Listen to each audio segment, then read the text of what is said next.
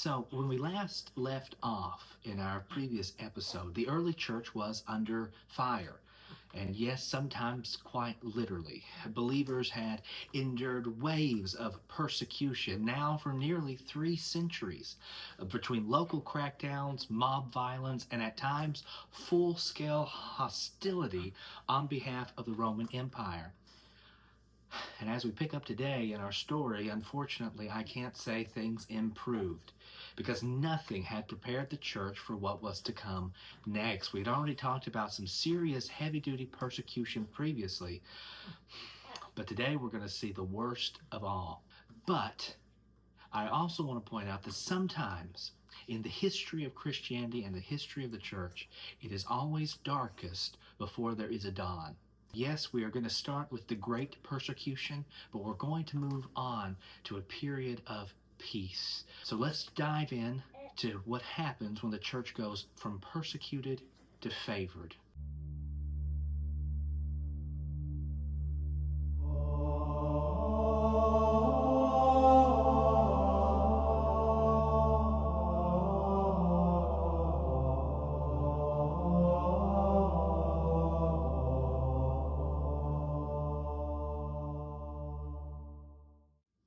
So where do we begin?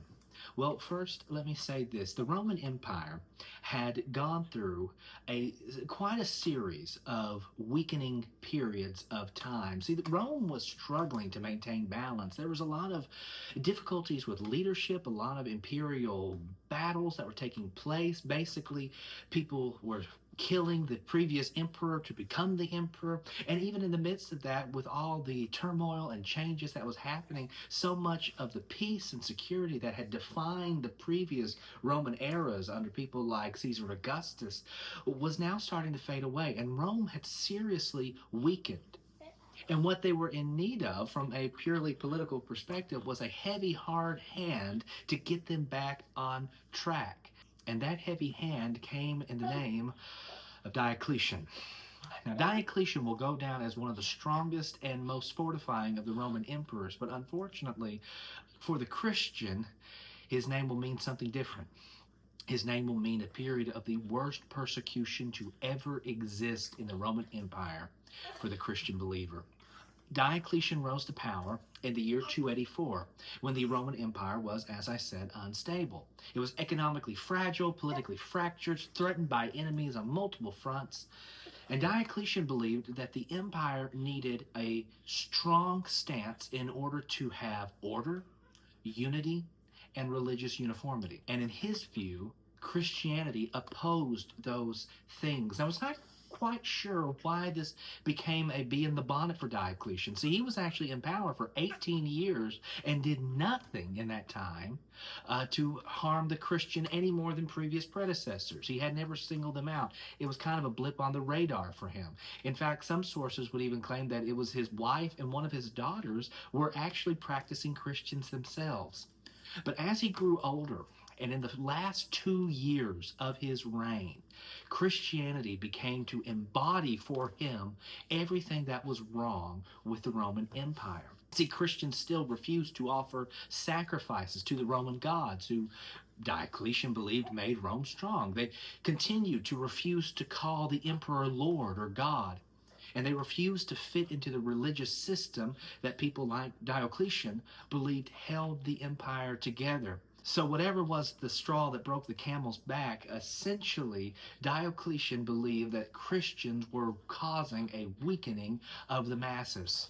And so in the 18th year of his reign, in 303, Diocletian launched the most intense, prolonged, and empire-wide persecution that the church had ever seen. This is called the Great Persecution, and it actually went much longer than even the reign of Diocletian lasted. It started in 303 and it ended in 313. And during this period, what we see is a very hard moment of time for believing. Churches were ordered to be destroyed. Scriptures were confiscated and burned. Clergy were arrested. And Christians were required to either sacrifice to the Roman gods or face prison, torture, or death. For 10 long years, the empire tried to crush Christianity completely. And this was the moment many believers had feared would come. Now, they had stood against persecution in the past, but it had always relented at a point when people either lost stamina, energy, or care. But now it was consistent, and it was a decade long, and it was tough to get through. This was the furnace that was testing the Christian faith. Now, a couple of centuries past the apostolic fathers. And yet, just as in earlier centuries, the fire strengthened the church, purified them like a diamond, instead of consuming them. They stood firm. And then all of a sudden, there was a change that no one expected. See, Diocletian, as I said, stepped down within that time of persecution. He retired in 305, and the empire entered a new political struggle. New emperors competed for control, alliances formed and fell apart. Emerging from the power struggle, though, was a figure that kind of rose in the shadows for a little bit. But he was somebody who would permanently change the relationship between Christianity and the Roman world. And his name was Constantine the Great. Historians remember Constantine for many things. He had great military skill. He was an astute political strategist. And yes, primarily though, he will always be remembered for his connection with the religious influence of Rome. Needless to say, for the church, Constantine's rise to power marks a dramatic turning point. So what was it that Constantine did that changed things? Well, in AD 312, on the eve of the Battle of the Milvian Bridge, Constantine was in a dilemma. He didn't quite know what was the right move to make. See, he was battling another rival for the Roman throne, and he was kind of at splitting hairs of what he needed to do next. But as Constantine's biographers, such as Eusebius, would go on to say, Constantine saw a vision, or some would say a dream, or a sign in the sky. And no one's quite sure what this means, but basically Constantine said this happened. He had a vision that in the sky was a Christian symbol, and he heard the words, "In this sign, conquer."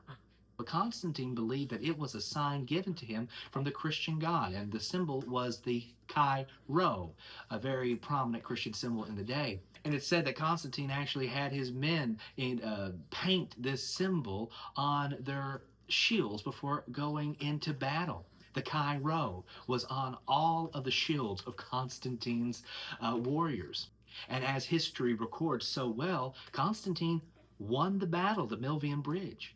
He secured his position as a leader and further emperor of the Roman Empire. And the next year, he partnered with Licinius, a rival of his for the throne, to issue one of the most important political documents in Christian history, the Edict of Milan. Bear in mind, a lot of people say, well, this is what made Christian religion the official religion of Rome. That's not quite true. That didn't happen yet. And rather, it legalized Christianity. Now, there have been orders in the past to stop persecution, to let up on the Christians, but the Edict of Milan actually went to a further extent. It legalized the Christian faith so that it would never have to be persecuted in the Roman borders again. For the first time in history, Christians could worship freely, rebuild the churches that were destroyed, pray without fear. They could now own property as Christians. They could assemble publicly to worship God, and they could evangelize openly and spread the gospel without fear of punishment. What a dramatic change from where we've gone in the story so far. The church suddenly found itself with breathing room. They finally had time, not just to live and survive, but rather to actually think through their faith. This is when the periods of creedal Christianity, thought-provoking theology will really take off. And why? Because in the past, Christians were primarily struggling just to live. They were just trying to make it day to day, but now they had time to think, a space to think, to grow, to organize, and to ask deeper theological questions. So what really changed? Well, between Diocletian and Constantine, we went from persecution to protection.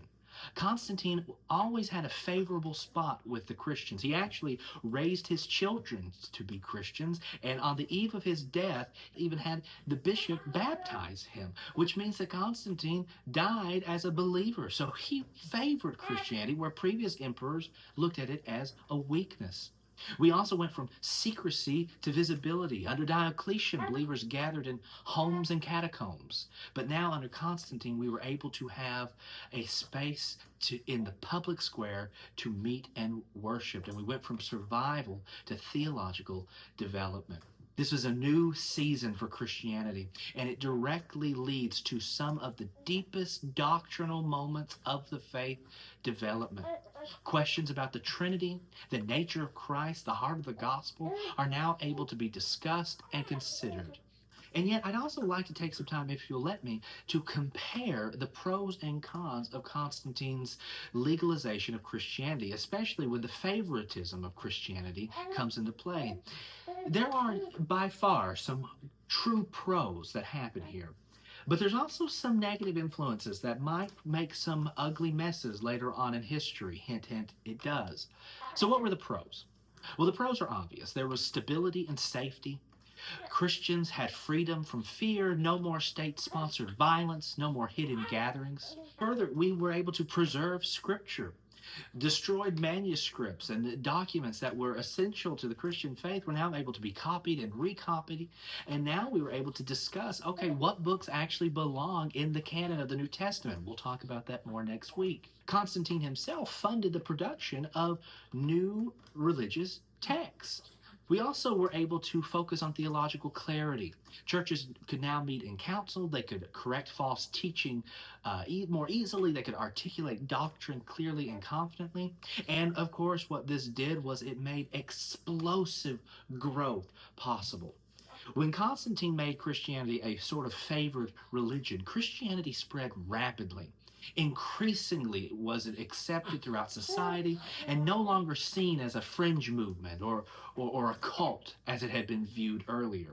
And yet, with all that said, there are some cons that we need to recognize, because just as favor produces benefit, favor can also come with danger, especially where spirituality is concerned.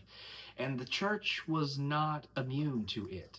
See, one, political influence cut both ways. See, the church gained protection, but it also came nearer to political power than it ever had before. And that closeness made things messy. It sometimes blurred the lines of their motives. Were they doing things for religious purity and for the holiness of God or the love of God? Or were they doing it to be politically strategic and to maneuver themselves in a societal space they weren't used to?